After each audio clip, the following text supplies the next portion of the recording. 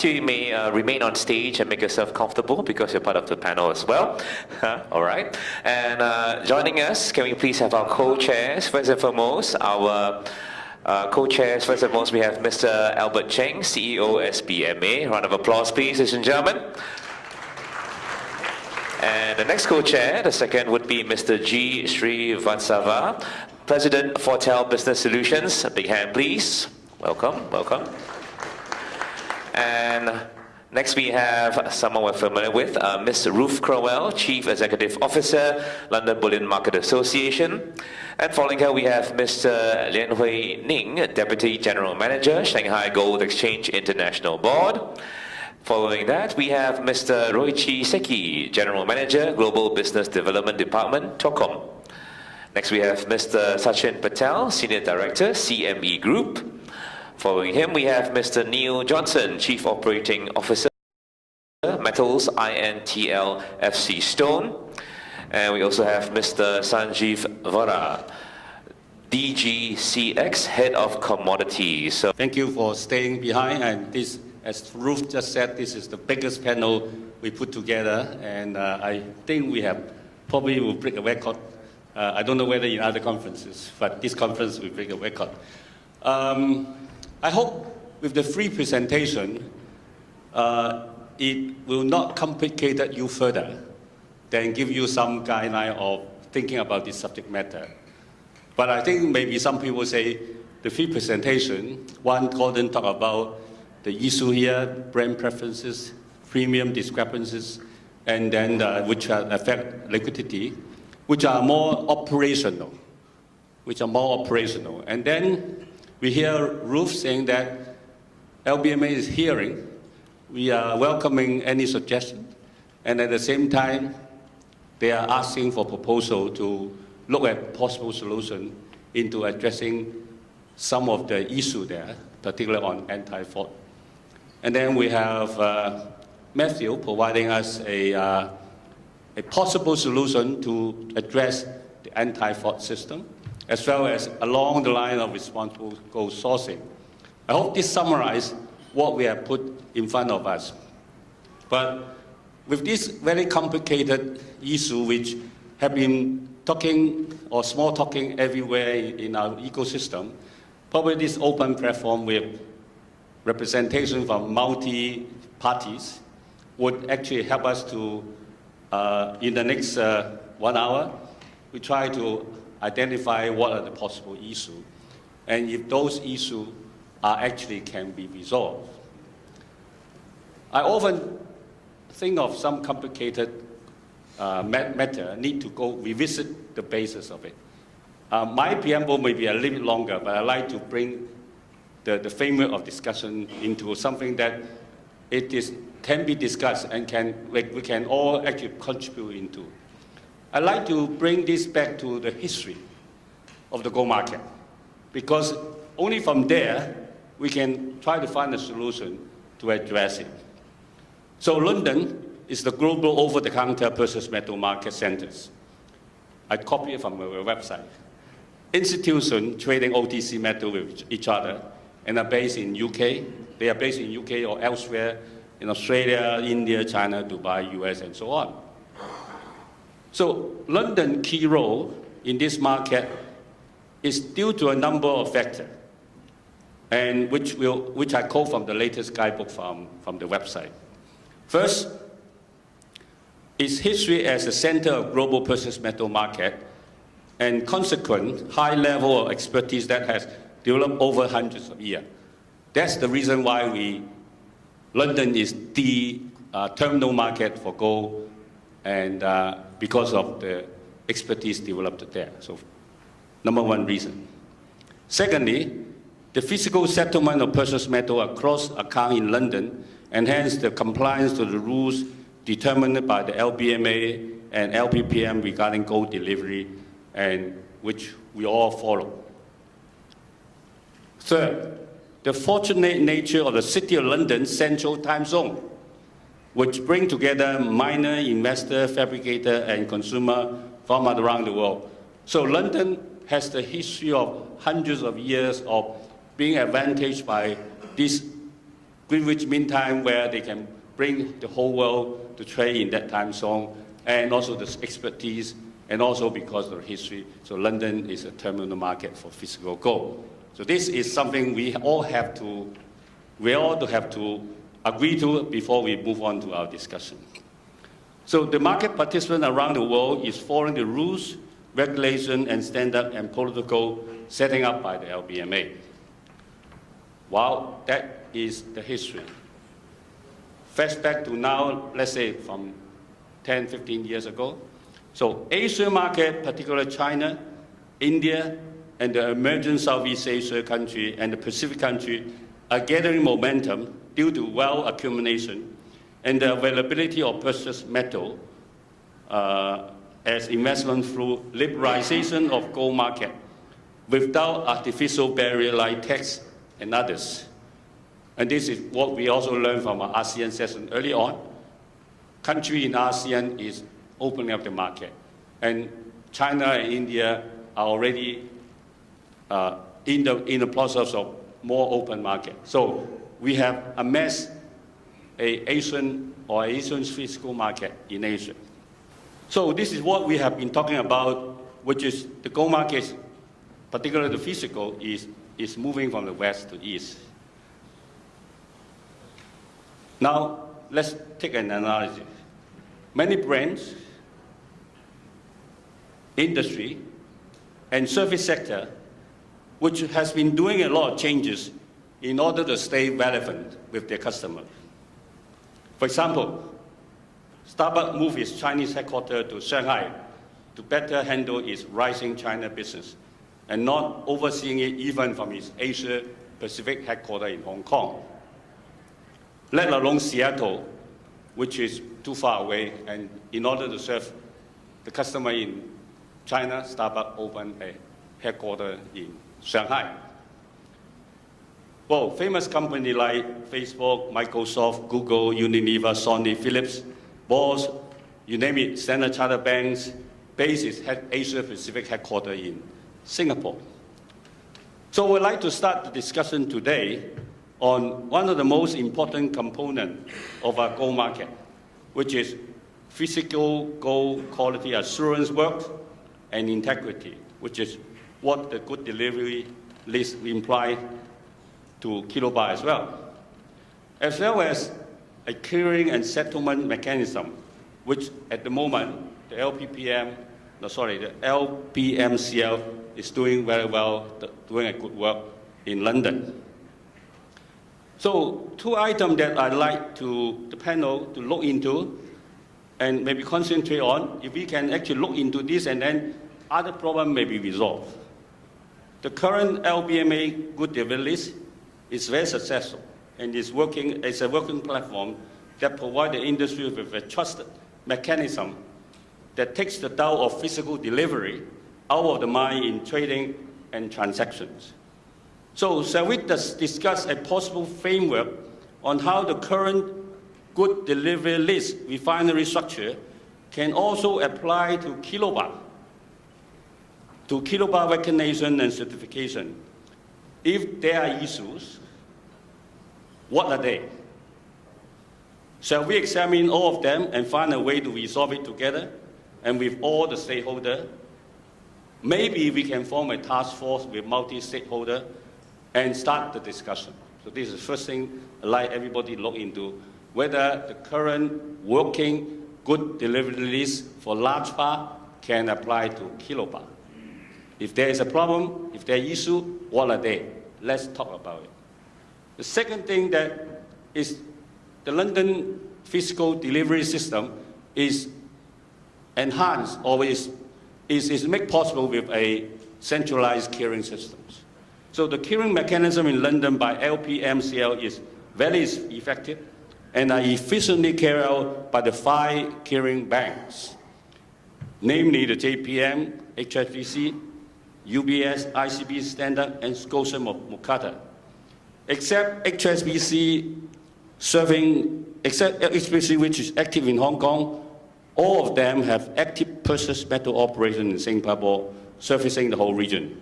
We see that could it be a potential benefit that both Kilobar and large bar clearing in Asia. I'd like to bring all the discussion back to this, that can we ask the LPMCL to consider opening up a subsidiary in Singapore or any city in Asia to carry out their business for its Asian customer, of which can be mutually offset with London? I know there are much legal, logistic, regulatory concern and other issues on such thought. But shall we put aside all this and think of some of the positive that can result from it and list it out? And what are the negative? And what are the impossibility that forbid us to pursue this solution? So, I mean, I have specific questions. I mean, me and Vasa have specific questions for each one of you to talk about something related to your organization or your entity. But before you address those, would you think along the two things that I just proposed? One is, can we make good delivery lists which work for the large bar to equally can work for the Kilobar, and what are the issues that will surface and can we resolve it? The second one is, can LPMCL have a branch in one Asian city and make it mutually offset with London? And to start giving the option of your customer that you can deliver your large bar either in London or in Singapore, and if there is cost differences, tell us the swap charges and make it transparent. And eventually, when there are sufficient large bar in both of this center, it could be level. It could be the same, but there may be discrepancies in the beginning. Tell us the difference. The customer may want to pay for it. And then we may have a continuously supply of large bar in Asia. And then this will also come back to serve the first question I asked, the good delivery list, which is large bar applying to the Kilobar. Now, there are many, many issues. I'd like to talk about it. And I think my preamble is very long. And I would like to, if Ruth, you will kick it off, and then I will ask Matthew to come second, and then subsequently I will one by one, so that you have time to think about the question. Just so I understood the question, the first one in terms of the current list, it's for large bars. Yeah. So it's a list of brands, but for large bar delivery into London. Correct. So it's whether we can use the same list as opposed to creating a separate list. Correct. I mean, I think, given what I've heard, that there needs to be a separate list for kilobars. But I'd really love to hear from the panel if that's not the case. But that's my understanding in terms of how the market works on premiums, this sort of thing. Correct. The good delivery list of the current refinery around the world, meaning that any large bar created by this refinery are deliverable to London market without any preference on brands, and there is no price difference. Am I right? Obviously, they have to be inspected by the vault manager to make sure the specific bar is within the specifications. Yeah. I think that's important. They're the gatekeepers when it comes to the London vaulting system. So we provide the list of brands, but they do the checks when it comes to the physical bars. Correct. And one of the reasons the standard is so high is for any of the banks who are operating the clearing, if they're putting those bars on what we call unallocated account, it means that the gold sits on the bank's balance sheet. Correct. They own the title from that perspective. So they want to be very, very sure that not only is it pure, it's responsibly sourced, and that it's fungible and can be sold to other vaults. So then they come to, well, this is open for discussion. Then they come to, if we apply the good delivery list to Kilobar, which wants to be fungible and which sit in the depository of the 5 clearing bank, those has to meet with very stringent requirement that we set by the administrator of the gold delivery list. So, in essence, in the gold market, if a refinery who are producing kilobar, which are meant for jewelry consumption, which means the bar sell to customer melt it down into jewelry, and is not have the intention of coming back to the system. It meets the criteria, but it might have missed a few or other checkpoints.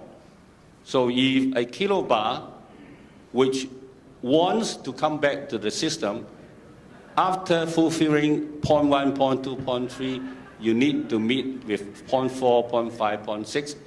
That will ensure the integrity of the kilobar, and it can stay in the large bar warehouse, similar to the large bar as a fungible kilobar. That's what I am talking about. Okay.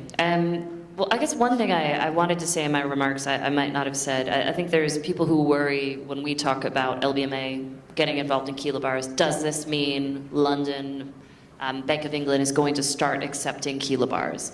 No is the simple answer to that. And there's three really good reasons why. One is extremely practical. Instead of processing 1 bar, you're processing 12. The second is for a refiner, actually that's where they make the money. That's the value added. If you make that London good delivery, you take away what is already a tough environment, any ability to really add margin. And the final is the fraud point that we've spoken about over the last few hours or so. Of course, I think the London market will remain as a large bar delivery center. What we are talking about, what this discussion, what we are talking about is in Asia, if we do have the 5 clearing banks setting up a branch subsidiary in Asian city, which allow to take in large bar, which is the same standard as in London, but they at the same time open up a facility to accept kilobar as well, only in the Asian storage, which has 1, 2, 3, 4, 5, 6, 7 criteria to be met, and those bar which accept into the 5 clearing bank is unallocated kilobar, which is fungible, which can be used in the financial market, which can be collateralized because it meets with very strict standard as much as the large bar. But it doesn't forbid refinery to continue to produce good quality kilobar, which are only meant to melt down the next day in the jewelry. That's in my mind. I'm thinking about those in order to resolve some of the fungible and deliverable proposition for kilobar in Asian market with some of the exchange contract. I guess you're saying you would envisage the creation of a specific type of kilobar that's intended for long-term investment, as opposed for industrial use. I mean, at the moment, when we were talking about responsible sourcing, and with various digital companies looking at digitize their product or putting a layer of anti-fraud system, we are already creating different methodology in the market, which I believe will have a layer of cost, which will add to the end customers. So if everybody is talking about different standards, is it time that we as an industry to agree on a common standard? And the benefit of agreeing on a common standard is it can be deliverable, fungible, collateralized with like what the London Central Clearing is doing, that any large bar sitting in London with the 5 clearing house are fungible, are collaterable. So yes, it probably will result in a kilobar market where certain kilobar are fungible, certain kilobar are made for industry. That's what I'm proposing for discussion among the group. I'm sure I will need other opinion from other people in the group. Maybe Matthew, you have an idea? Okay, yeah. I guess let me talk about how I see the market evolving, and I don't see it so much as Singapore needing to be a regional hub of the London system. I think we're moving towards technology is bringing us towards a sort of restructuring of the market, and it won't happen overnight. But you talk about the idea of a jeweler having to pay a premium for a Kilobar, and then the next thing he's going to do is chop it up. What a waste. I think our work's been focused a lot on the supply chain, and frankly, if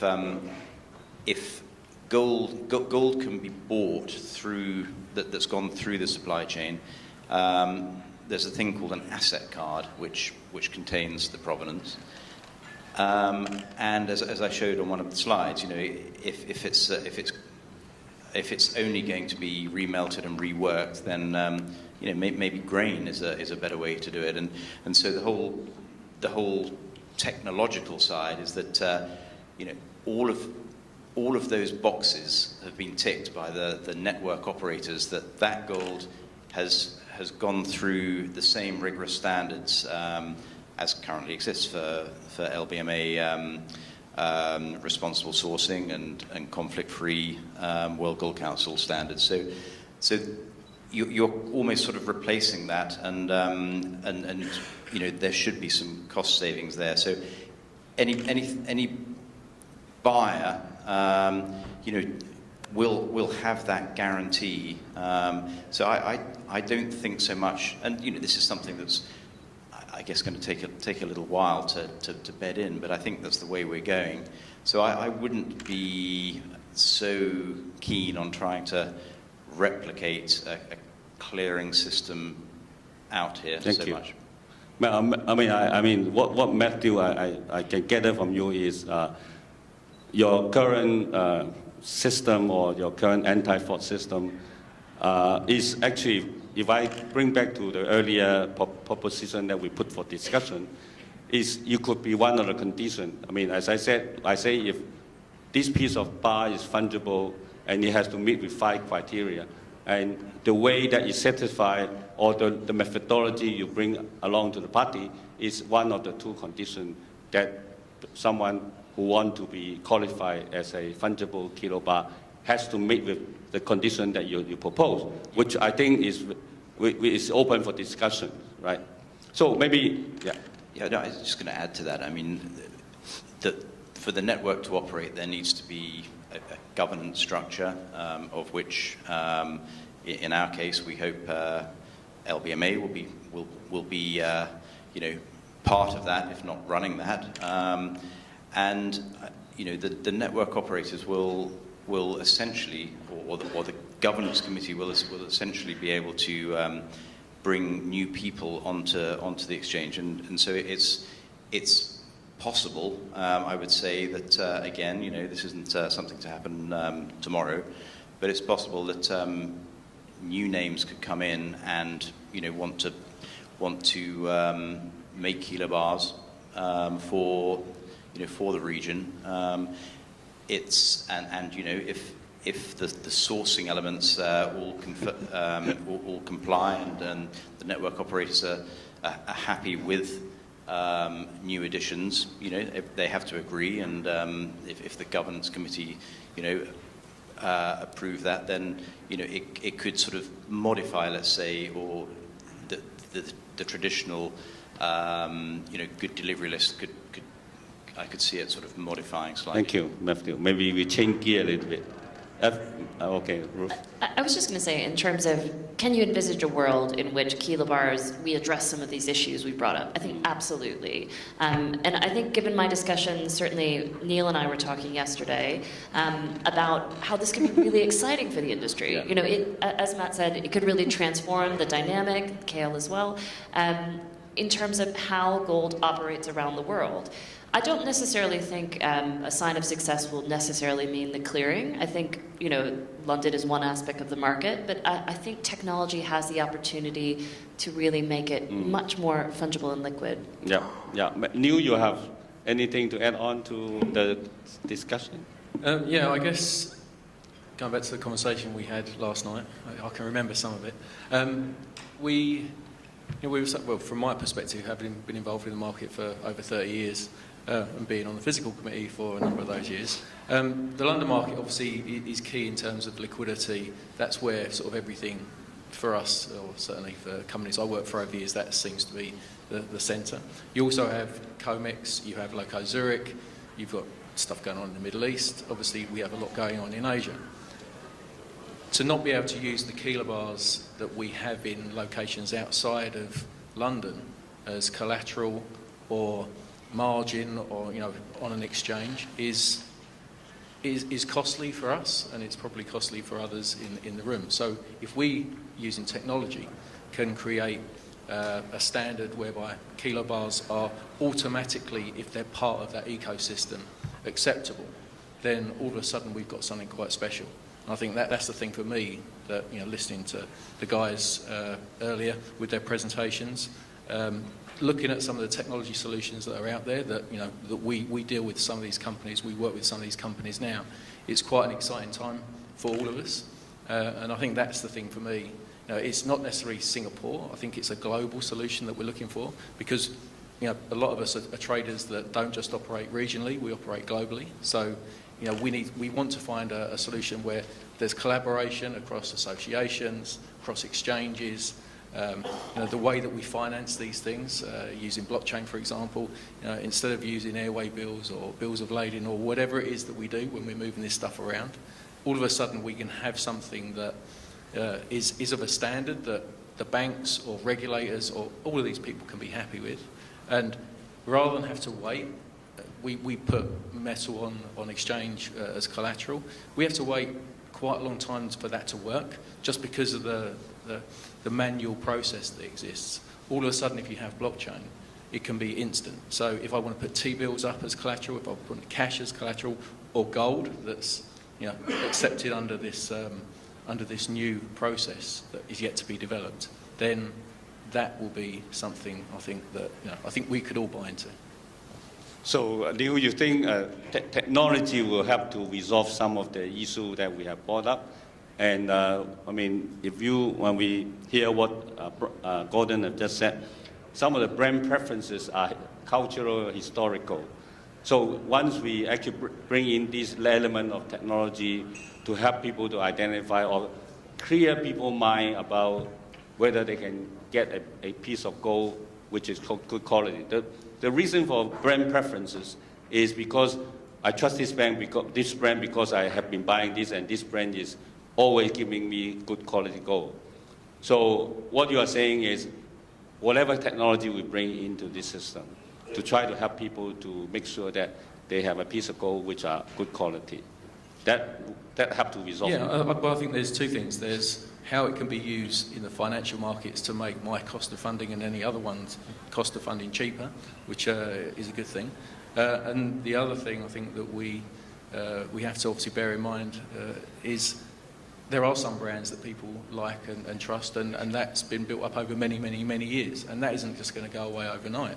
But once you create a process that people can get comfortable with, then maybe over time, you know, those biases will disappear. But I think that's just the day and the age that we live in, that things will change.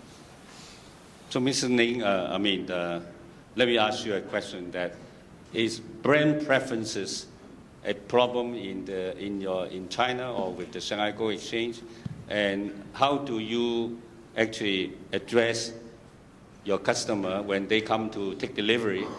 I know SG doesn't give people the choice of brands. You just deliver whatever in your warehouse. Am I right? Or there are customers asking for certain brand or... And also one thing which Shanghai Gold Exchange are very different from other exchanges, even though they have multiple delivery points, they're all at one price. So how do you come to that, the price of delivery, even though you are in different part of China, it's the same price? 就是我们从交易所一成立，我们这个交割的实物的标准，我们是一个固定的一个标准。当然，随着这个业务的发展有所改变，但是肯定也是向我们的市场进行公开这个公告的。比如说我们今天谈到的这个 Kilobar，这个目前应该是我们中国黄金市场交割的最主要的一个实物黄金。我们交割的这个 Kilobar， 原先因为我们主要还是我们国内的，我们国内对我们的这个交割的品牌我们有认证。其实我们以前从我们的计划经济时期，我们可能中国的品牌只有长城精炼和乾坤，这个也在我们 SBMA 也注册过，啊，其他的黄金的品牌应该是都没有。随着我们交易所的这个成立，我们也注册了很多我们大的国有的矿山精炼企业，比如我们的山东黄金、我们的紫金矿业，包括我们的招金集团，这个现在也是我们 SBMA 的品牌。我们交易所从一开始应该怎么讲？就是进入交易所交割的实物的质量都是一致的，不管你哪一个品牌，只要你入境我们的仓库，我们就像钞票放进我们银行一样，你张三买到实物以后，库里比如有山东黄金的，你可能就拿到山东黄金；比如有我们境外的，我们也认可我们 SBMA 品牌，就是在我的库里入库以后，我是不分品牌的，就像。实际上，刚才这个按我们郑先生讲的，实际上我们就是同样的质量，然后随着这个作为黄金的融资功能、金融属性就会充分的发挥。这一点从我们实践的运营来说也是这样。而且我们因为是同质无差价，所以这价格就是我上海金，比如 AU4个9，我就 AU4个9的价格。原来我们在不同的地区设有仓库。我们搞了一个运保费，这就不同地域的叫运费的一个差价。比如说你在上海提和在深圳提，我们为了就是拉平这个价格，就是运输这个价格，我们统一向这个销售，包括我们买的统一来收这个运保费。以前我们在我们的人民银行计划经济时期呢，当然人民银行统一的来花钱。从产金地调到我们用金地，现在是我们交易所委托我们现在的布林克，包括我们国内的中国煤，我们来统一来调运，然后收取我们会员的这个运输费，方便会员就近出库就近入库。所以这个现在从我们在国内就在我们中国市场现在运营应该是很不错的。刚才这个提到就是我们跟国际市场的互通这一块，我个人认为首先。我们的标准要统一，你才能够在你的物流环节再进行统一，来保证我们不出现假货，不出现其他的非正常的现象。其实前几年我们跟我们 SBMA， 我们也探讨了很多，而且我们也有一个公开声明，就是我们对公斤定我们有个标准，实际上也就4个9。我们外形尺寸有一些要求，包括我们的标识有一些要求。我们 SGE 从一成立。我们就有严格的这些规定，当然我们也随着我们的开放，我们也要跟国际市场整个大家接轨。所以说我们很多现在也是吸纳了我们国际市场交割的一些经验，我们一块儿就是减轻大家的交割的成本。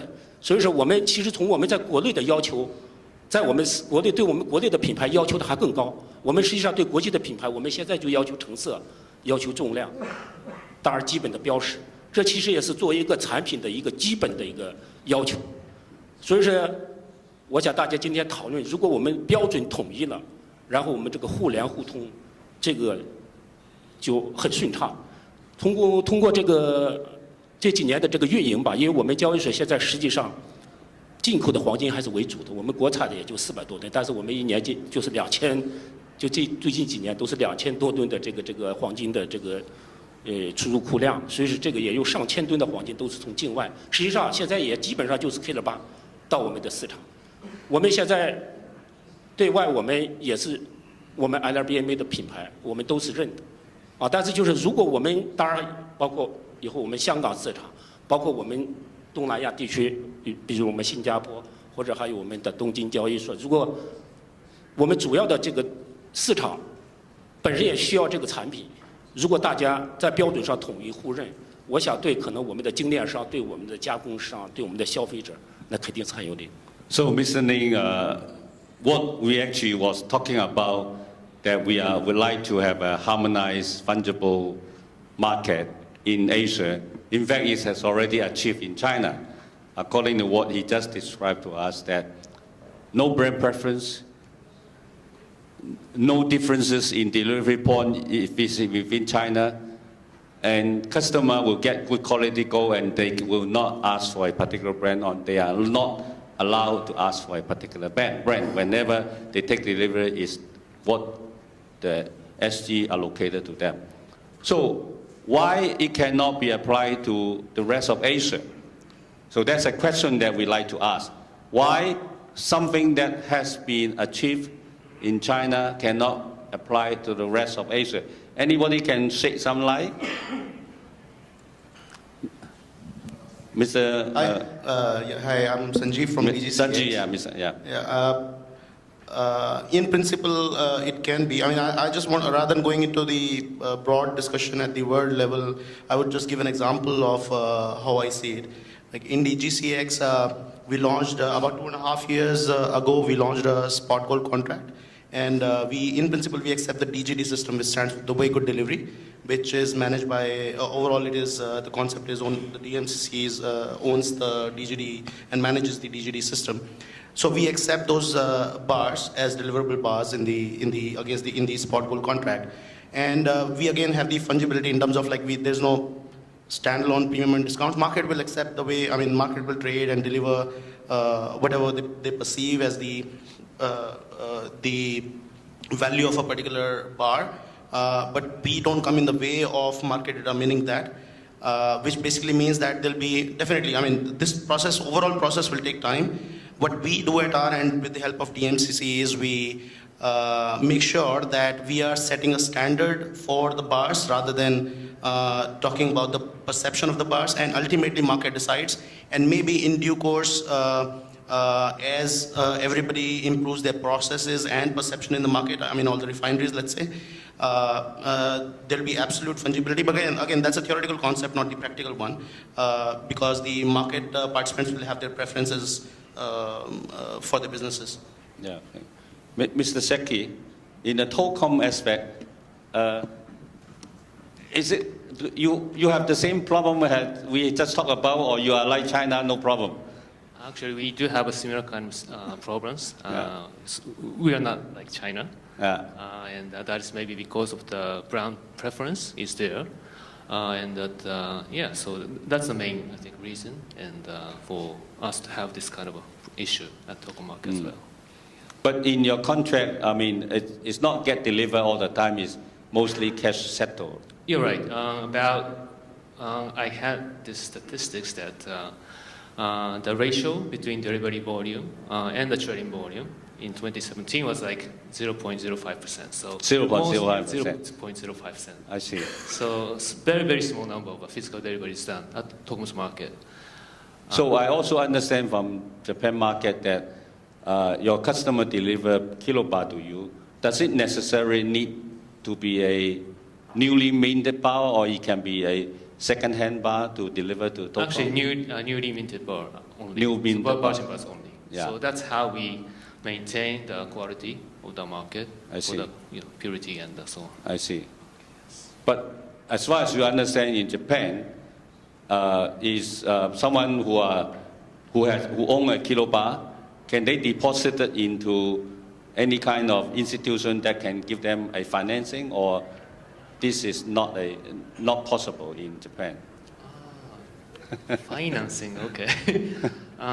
What we call about fungibility of Kilobar, when you treat it as an asset and you can actually hold against it to a financial instrument. There's no such thing in Japan. Well, actually, when talking about our market, we accept gold bullion as a collateral for the trading futures market. Yeah. So by that, maybe you can use not just for the taking and making delivery of gold itself, but there are several other alternative ways to use gold bullion financially as well. I see. How about Sachin? CME also have a deliverable contract, and I know you are new to CME, so just tell us whether you are you know enough about this subject matter to talk about that, whether the bar that the kilobar that deliverable at the CME, are they a lot or just a small percentage? And how is this brand preferences coming into that picture? Yeah. Well, first of all, Albert, thank you very much for the invitation to have CME Group on this panel. It's a pleasure to get more involved with the organisation and have an access to a market which has typically been a smaller area for us. So thank you again. Perhaps it would be useful for me to just give a quick overview as to how the Kilobar is relevant from a CME perspective. So our flagship GC contract traded on COMEX, and please forgive me if I use COMEX and CME Group interchangeably here. But our GC contract, which is a 100-ounce contract, is actually, you are able to settle it by using 3 kilobar contracts. So it is entirely possible that anything that gets taken to physical delivery in any of our depositories, which are in the northeast of the United States, will actually be settled by kilobars. I think as to the amount that is settled in practice for each month, it echoes, as would be the case on TOCOM, where the actual percentage is a very small amount. Forgive me for not having as accurate as a percentage, but of course it is only a small amount that goes to physical delivery.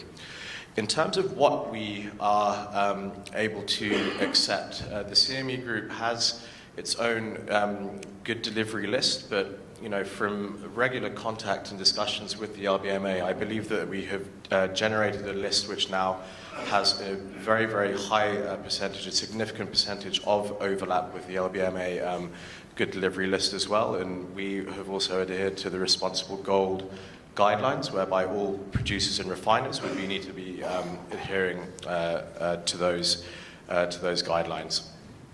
Again, we have our own sort of process. So in terms of fungibility, one good delivery bar is the same as another good delivery bar. So in terms of brand preference, we have a very kind of set process in terms of how physical delivery actually occurs, whereby again it's the seller's preference in terms of which depository they'll be delivering into and which particular brand and bars that they will be delivering into.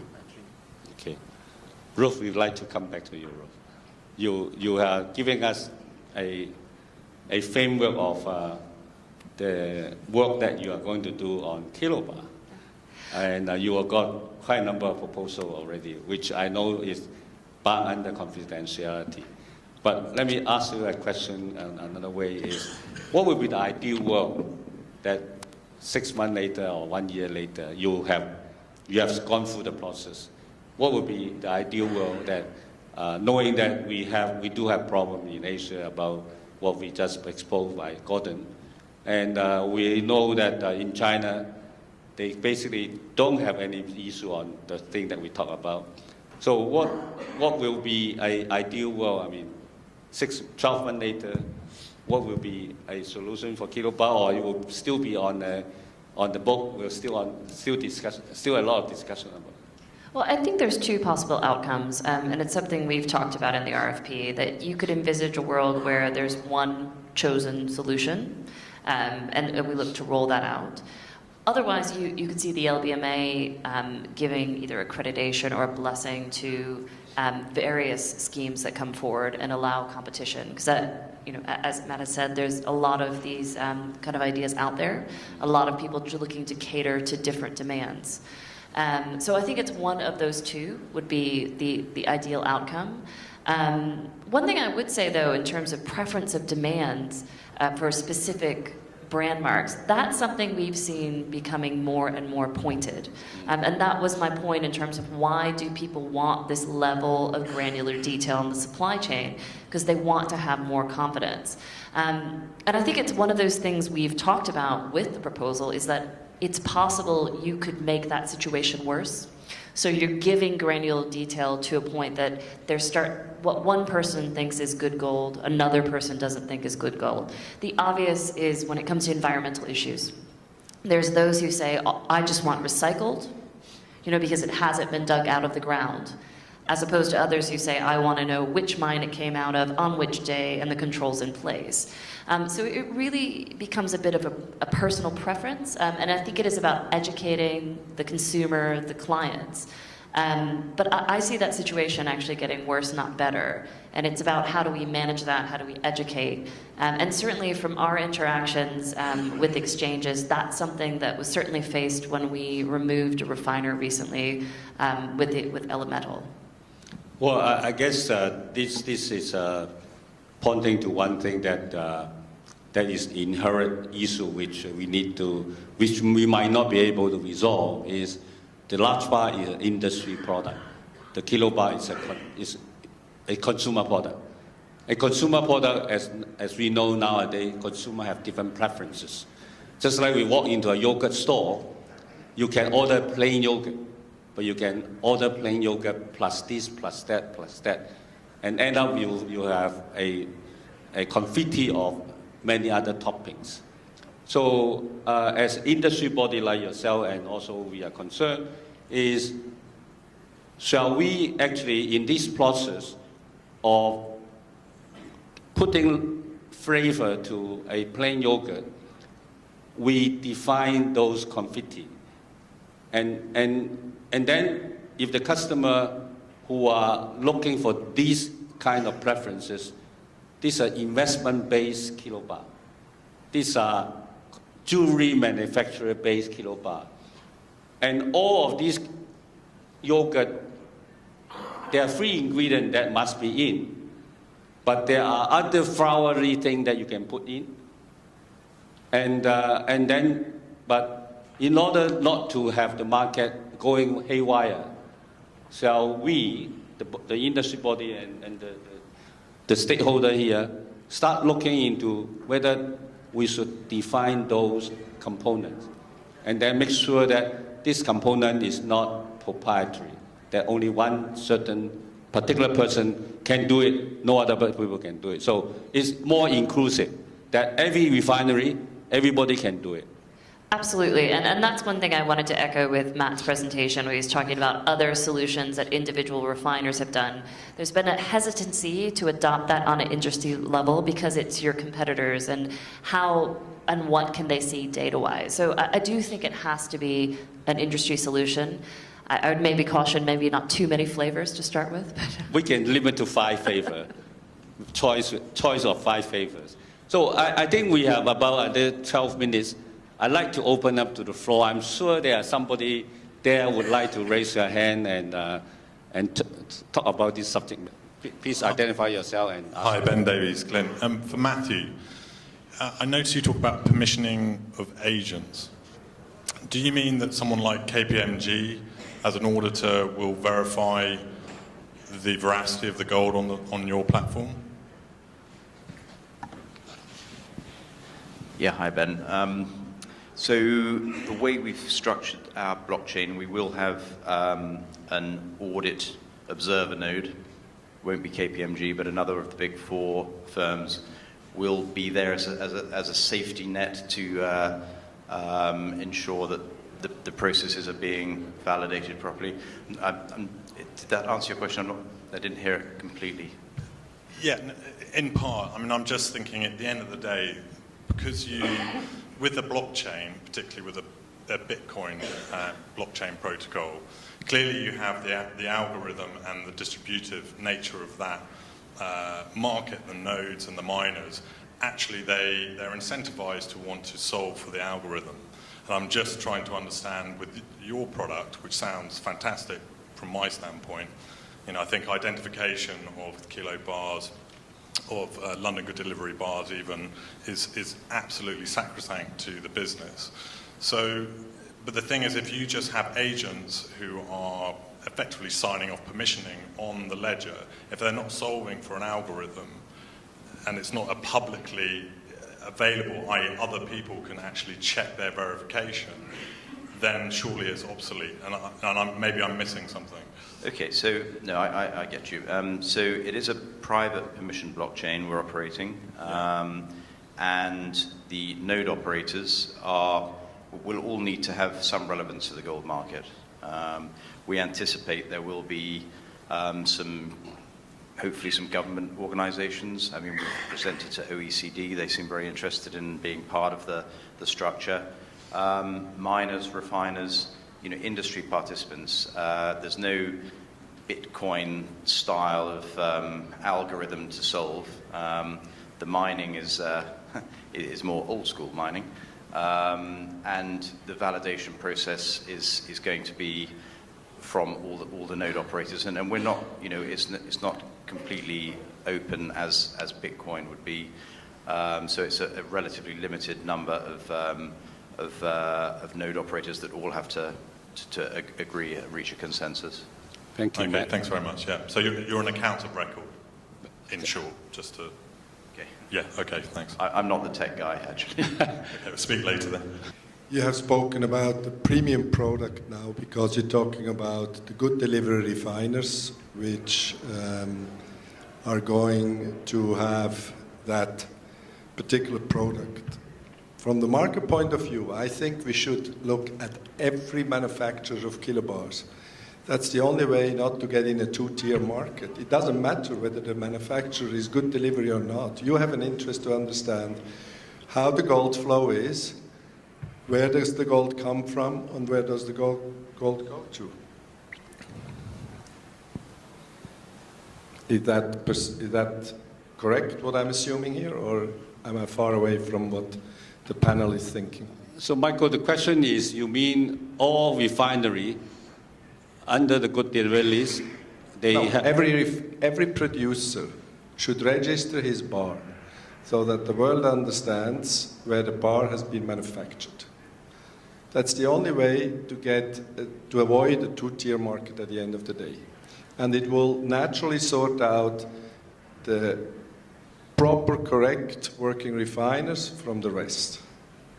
And you, as a government, as a auditing body, as a customs office or whatever, you want to understand how the gold flows, right? You want to understand where does the gold come from and where has it been worked, where has it been converted into a kilobar. So the flow of gold to refinery it is being tracked at what you mean, and I mean, I'm sorry, Michael, I struggle to get the No, instead of only registering good delivery producers and to basically make bars from good delivery producers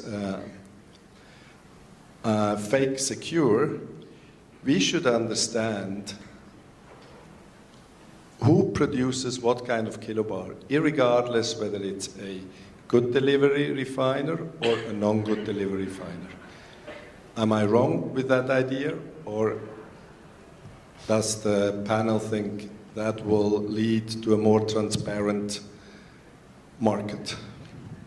Yeah, so every manufacturer who produce kilobar and they have to stand behind whatever they claim on the piece of kilobar that they produce, and they have to be responsible for it.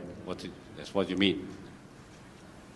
I think let's keep this question offline, or would you like to try to answer that? Yeah. I mean, I tend to agree with Michael. I think